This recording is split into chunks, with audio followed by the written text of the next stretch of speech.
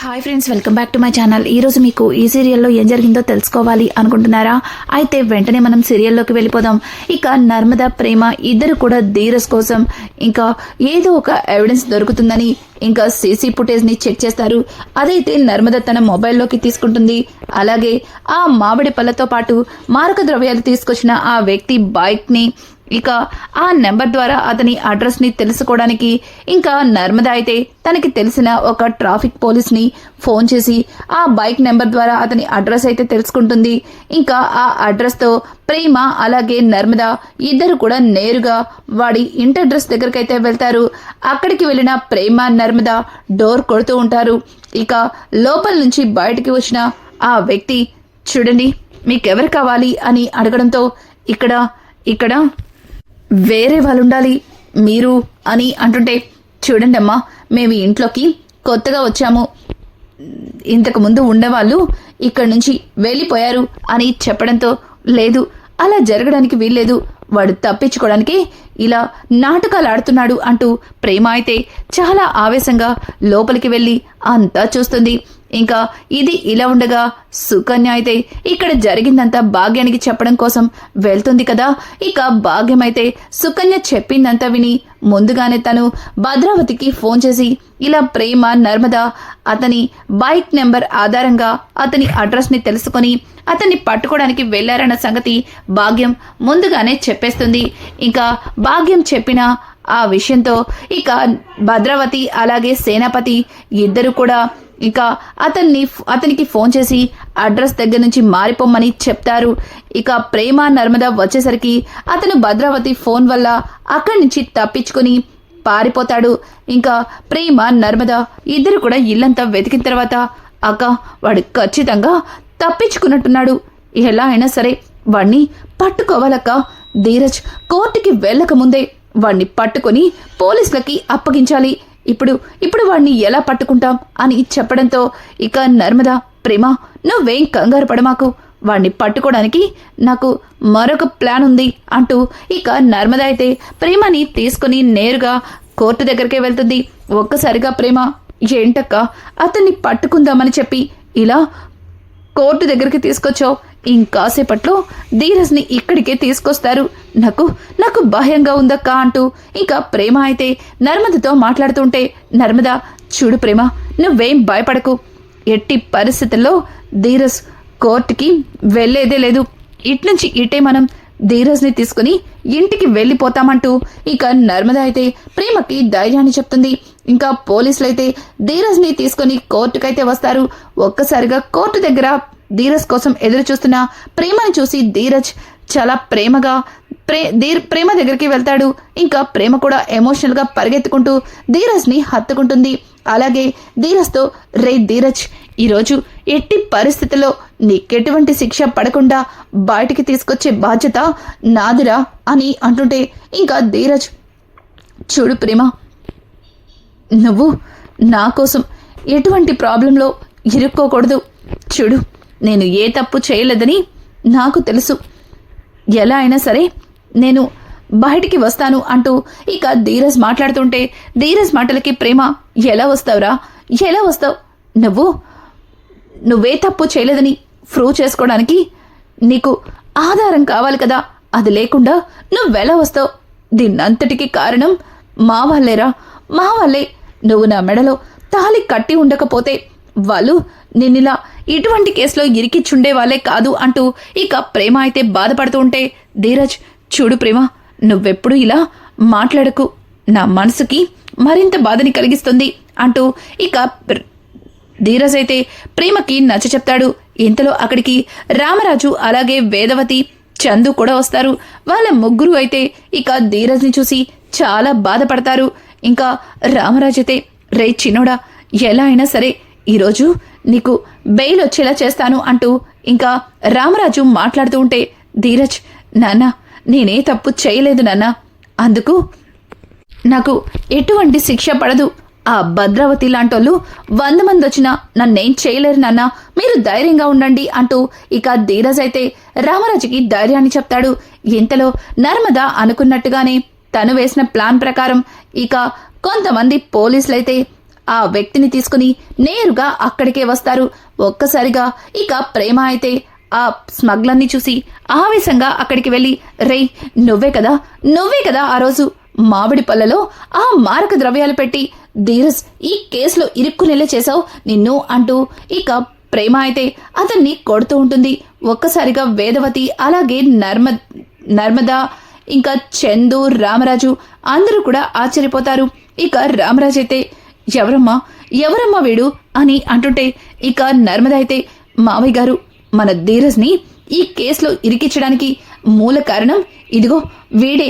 ఆ రోజు ధీరజ్ కారులో మామిడి పళ్ళు పెట్టి ధీరజ్ ఈ కేసులో ఇరుక్కునెలి చేసింది వీడే అని చెప్పడంతో, రే పెద్దోడా వీడిని చంపేరా అని చెప్పి ఇక రామరాజు అయితే చందుతో చెప్పి ఇద్దరు కూడా అతన్ని కొట్టడానికి వెళ్తారు.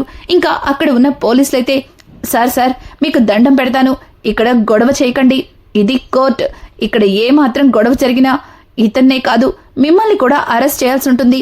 చూడండి మేము వీడిని పట్టుకున్నాం కదా, ఇక మీ అబ్బాయికి ఎటువంటి శిక్ష పడదు అంటూ ఇక కానిస్టేబుల్స్ అయితే రామరాజుతో మాట్లాడుతూ ఉంటారు. ధీరజ్ని తీసుకొచ్చిన ఇన్స్పెక్టర్ ఒక్కసారిగా అతన్ని చూసి షాక్ అయిపోతాడు. ఇంకా అలాగే కానిస్టేబుల్స్ దగ్గరకు వచ్చి, ఏయ్ మీరు డ్యూటీలో కాకుండా వీడిని పట్టుకోవడానికి వెళ్ళారా అని అంటుంటే, సార్ మేము మీ స్టేషన్లో కానిస్టేబుల్స్గా పనిచేస్తున్న ఒక నిజాయితీ పరుడికి శిక్ష పడ్డం మేము తట్టుకోలేము, అందుకే ఇతన్ని ఇరికించినా వీడిని పట్టుకోవడానికి వెళ్ళాం అని చెప్తుంటే, ఏయ్ నా పర్మిషన్ లేకుండా ఎవరినో తీసుకొచ్చి వీడిని ఇరికిచ్చారంటూ ఏదేదో మాట్లాడుతున్నారు ఏంటి? మీ ఉద్యోగాలు పోతే మీరు అంత సంతోషంగా ఉండగలుగుతారా అంటూ ఎస్ఐ అయితే వాళ్ళని బెదిరిస్తూ ఉంటాడు. ఇంకా అక్కడ ఉన్న నర్మద అయితే, ఇన్స్పెక్టర్ గారు, ఇందులో మీకు కూడా భాగముందని మాకు బాగా తెలుసు అని చెప్పడంతో ఒక్కసారిగా ఇన్స్పెక్టర్ తన ఒంటికి పట్టిన చెమటల్ని ఇంకా తుడుచుకుంటూ, ఏంటమ్మా ఏం మాట్లాడుతున్నావు, ఇందులో నాకు భాగం ఉండడం ఏంటి అని అంటుంటే, చూడండి ఇన్స్పెక్టర్, ఇదంతా మీరు కలిసి చేశారని మాకంతా తెలుసు, మా దగ్గర అన్ని ఎవిడెన్స్ ఉన్నాయి, ఇప్పుడే ఇవన్నీ కూడా కోర్టులో సబ్మిట్ చేస్తాం. ఒక వ్యక్తి తప్పు చేస్తే ఆ తప్పుని సరిదిద్దే యూనిఫామ్లో ఉండి మీరే తప్పు చేస్తూ ఇలా పట్టుబడతారని ఊహించలేదు కదూ అంటూ నర్మద అయితే ఇన్స్పెక్టర్కి దిమ్మ తిరిగే షాక్ ఇస్తుంది. ఇక ఇన్స్పెక్టర్ అయితే అతని వైపు చూడటంతో అతను అంతా చెప్పేశాను అన్నట్టుగా తల ఊపుతాడు. రేయ్ ఎంత పని చేశావురా, నీ వల్ల ఇప్పుడు నా ఉద్యోగం పోయే పరిస్థితి వచ్చింది అంటూ ఇక ఇన్స్పెక్టర్ అయితే చాలా బాధపడుతుంటాడు. ఇక ప్రేమ అయితే, చూడండి ఇప్పటికైనా నా భర్తని విడిచిపెడతారా, లేకపోతే మా దగ్గర ఉన్న సాక్ష్యాలన్నీ కోర్టులో ఉన్న జడ్జి గారి ముందు పెట్టమంటారా అని అడగడంతో ఇక ఆ ఇన్స్పెక్టర్ అయితే, అమ్మా మీకు పుణ్యం ఉంటుందమ్మా, మీ భర్తని ఇక్కడి నుంచి మీరు తీసుకెళ్లిపోవచ్చు, దయచేసి మీ దగ్గర ఉన్న సాక్ష్యాల్ని నాకు ఇచ్చేయండమ్మా, ఇది నా ఉద్యోగానికి సంబంధించిన విషయం, నా ఉద్యోగం పోతే నా పిల్లలు రోడ్డున పడతారు, మీకు దండం పెడతానమ్మా, ప్లీజ్ ఆ సాక్ష్యాధారాలు నాకు ఇవ్వండమ్మా అంటూ ఇక వాళ్ళైతే నర్మద ప్రేమాలని ప్రాధేయపడుతుంటే ఇక నర్మద అయితే, చూడండి ఒక ప్రజలను కాపాడే ఒక హోదాలో ఉన్న మీరు ఇలా ప్రజల్ని ఇబ్బంది పెడుతుంటే అది చూస్తూ నేను మాత్రం అస్సలు ఊరుకోను, నిజాయితీగా ఉండవలసిన యూనిఫామ్లో ఇలా డబ్బు కోసం కక్కుర్తిపడి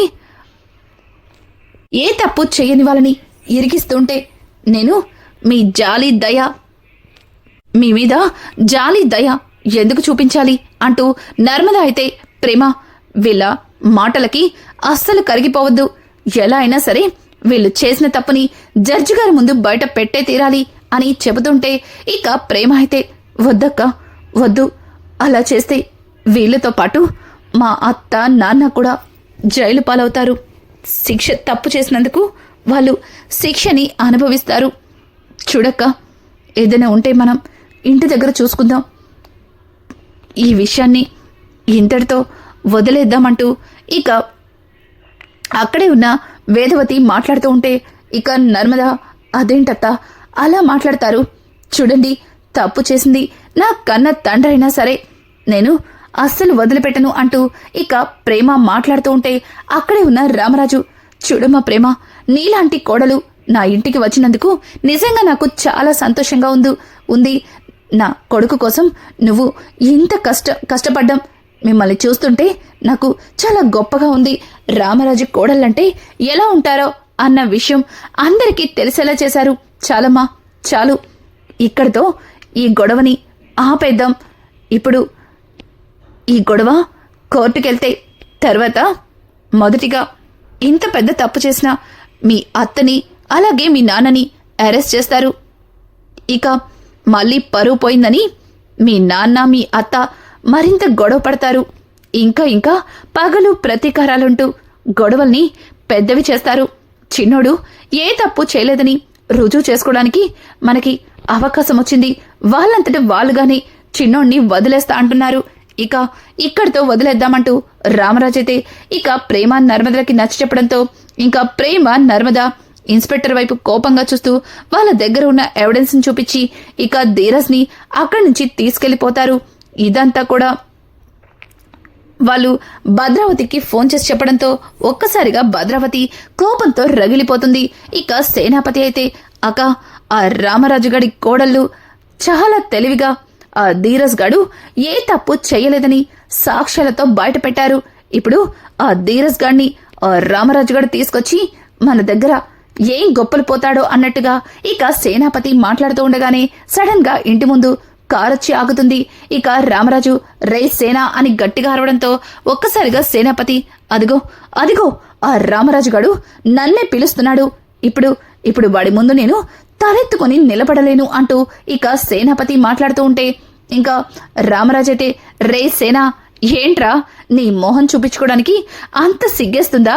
చూడు, నా కొడుకుని బయటికి తీసుకురాలేను అన్నావు, అలాగే నా కొడుకు కోసం నా కోడలు నన్ను నా కొడుకుని వదిలేసి నీ ఇంటికి రావాలని కండిషన్ పెట్టావు. కానీ అదే కోడళ్ళు నా కొడుకు ఏ తప్పు చేయలేదని రుజువు చేశారు. చూడండి అంటూ ఇక రామరాజైతే గట్టిగా అరవడంతో ఇంకా పెద్దావిడ అలాగే రేవతి అయితే బయటికి వస్తారు. వాళ్ళిద్దరు కూడా ధీరజ్ రావడాన్ని చాలా ఆనందపడతారు. అన్నయ్య గారు, మా అల్లుడు తిరిగి రావడం మాకు చాలా సంతోషంగా ఉంది. నా కూతురు జీవితం ఎక్కడ పాడవుతుందా అని చాలా భయపడ్డాను అంటూ ఇంకా రేవతి అయితే రామరాజుతో మాట్లాడుతుంది. ఇక భద్రావతి సేనాపతి పైనుంచి ఇదంతా చూస్తూ కోపంతో రగిలిపోతారు. ఇంకా విశ్వకైతే, అత్త చూసావుగా ఏం జరిగిందో, మనం ఏం ప్లాన్ చేసినా ఇదిగో ఇలా ఏదో ఒక రకంగా బెడిసి కొడుతుంది. ఈసారి కనుక మనం వేసే ప్లాన్ ఆ రామరాజు గుండెల మీద తగిలేలా చెయ్యాలి అని చెప్పడంతో ఇక భద్రావతి, ఈసారి చేసే ప్లాన్ ఇలా పథకంతో కాదు, తెలివిగా చెయ్యాలి. ఈసారి ఇలా పగలు ప్రతీకారాలు కాదు, ప్రేమానుబంధాలని చూపిస్తూ చెయ్యాలి అని చెప్పడంతో ఒక్కసారిగా సేనాపతి షాక్ అయిపోతాడు. అక్క, ఏమంటున్నావు? అంటే ఇప్పుడు తప్పైపోయింది, మేం తప్పు చేశామని రామరాజు కాళ్ళ మీద పడి క్షమాపణ అడగాలా అని అంటుంటే, చూడు సేనా, అవసరమైతే గాడిద కాళ్ళు పట్టుకున్నా తప్పులేదు అని మన పాత రోజుల్లో చెప్పేవాళ్ళు. ఇప్పుడు ఆ రామరాజు గారి కాళ్ళు పట్టుకుంటే మనం వాడికంటే తక్కువైపోతామా? అవ్వం కదా. ఈసారి మనం వేసే ప్లాన్ రామరాజు గుండెల మీద కొట్టాలని చెప్తున్నాను కదా, ఈసారి అదే జరుగుతుంది అంటూ భద్రావతి అయితే ఇక సేనాపతి వైపు చూసి ఒక రకంగా నవ్వుతుంది. విశ్వకైతే, ఇంతకీ ఏం ప్లాన్ చేసావత్తా అని అడుగుతుంటే, లేదురా, లేదు, అది ఇప్పుడే చెప్తే ఎలా కుదురుతుంది, చెప్తా అంటూ ఇంకా అక్కడి నుంచి భద్రావతి తన గదిలోకైతే వెళ్ళిపోతుంది. ఇక వేదవతి అయితే ధీరజ్ని గుమ్మం దగ్గరే ఆపి దిష్టి తీసి ఇక లోపలికైతే తీసుకొస్తుంది. ఇంతలో సాగర్, ఏంట్రోయ్, నువ్వే తప్పు చేయలేదని రుజువు చేసుకుని లోపలికొచ్చావు, కానీ నీ గురించి ఇప్పుడే నీ కారు ఈఎంఐ కట్టలేదని వాడొచ్చి నా గొడవ చేసిపోయాడు అని చెప్పి ఇక సాగర్ మాట్లాడుతూ ఉంటే ఒక్కసారిగా ఇక ధీరజ్ అయితే, ఏంటి అతనొచ్చాడా అని అంటుంటే, అవునరా, కార్ సీజ్ చేశారని తెలిసిన మరుక్షణం వాడింటికొచ్చి నానా గొడవ చేశాడు. వాడికి సమాధానం చెప్పలేక ఎప్పటి వరకు వాడితో వాదించి ఇదిగో ఇలా మిగిలిపోయాను. అయినా ఈ రామరాజు గారు వాళ్ళని వీళ్ళని వేలెత్తి చూపించడం, ఎప్పుడు ఎవరు ఏ తప్పు చేస్తారా దాన్ని దెప్పి పొడుద్దామా అని చూస్తారు. మరి అట్లాంటి వాళ్ళ దగ్గర వాళ్ళకి సమాధానం చెప్పడం వీళ్ళకి చేత కాదా అన్నట్టుగా ఇక సాగర్ అయితే మరొకసారి రామరాజుని అవమానిస్తుంటే, ఇక నర్మద అయితే, సాగర్ నీకు బుద్ధుందా? ఇప్పుడే కదా ధీరజ్ విషయంలో అందరం కూడా కుదుటపడ్డాం, ఇంతలోనే మళ్ళీ నువ్వు ఇంట్లో గొడవ పెట్టాలా అని అంటుంటే, చూడు నర్మద, ధీరజ్ బయటికి రావడానికి ఒక విధంగా నువ్వే కారణమని నాకు తెలుసు. అయినా మనల్నే వద్దనుకుంటున్నప్పుడు నువ్వు వాళ్ళ గురించి ఎందుకు ఆలోచిస్తున్నావు? సరే నాకు ఆకలిగా ఉంది, త్వరగా వంట చేసి పెట్టు అంటూ ఇక సాగర్ అయితే అక్కడి నుంచి లోపలికైతే వెళ్ళిపోతాడు. ఇంకా నర్మద అయితే, మావయ్య గారండి, సాగర్ గురించి మీకు బాగా తెలుసు. సాగర్ మనస్తత్వం ఏంటో మీరు అర్థం చేసుకోగలరు. ఇదేది మనసులో పెట్టుకోకండి అంటూ ఇక నర్మద మాట్లాడుతూ ఉంటే, ఇక రామరాజు అయితే నర్మదతో, చూడమ్మా నర్మద, వాడన్నది కూడా నిజమే. నువ్వు కానీ లేకపోతే చిన్నోణ్ణి ఈరోజు ఇలా బయటికి తీసుకొచ్చి ఉండే వాళ్ళమే కాదు, ఈరోజు నీ సహాయం లేకుండా మేము ఈ పని చెయ్యలేము. నిజంగా నీలాంటి కోడలు నా ఇంటికి రావడం నాకు చాలా గర్వంగా ఉంది.